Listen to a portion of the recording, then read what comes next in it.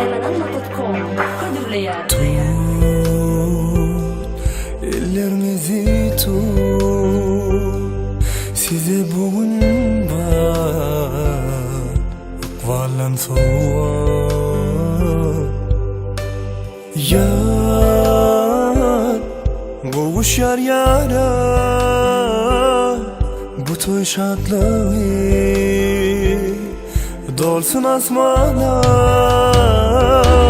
Arzum sizde Çın sevgimize Süleyman Şimşek Bağıtlı yaşar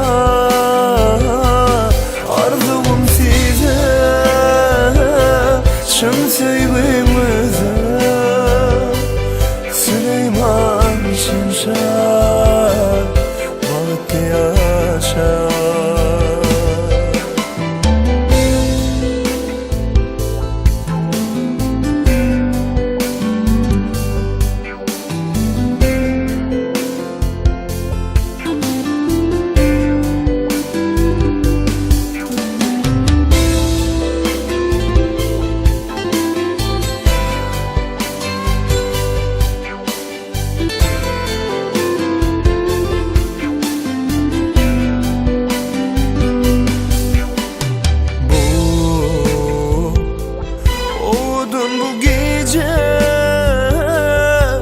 Oğudun bu elin, oğudun bu dünya.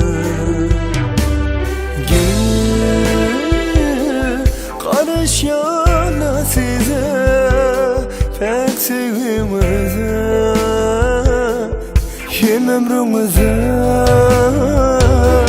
Ardımım size, pek sevimize. Süleyman Şimşek Bağıtlı yaşar Arzum size Pek sevimize Süleyman Şimşek Bağıtlı yaşar Aylananma.com Böylece ekskluzif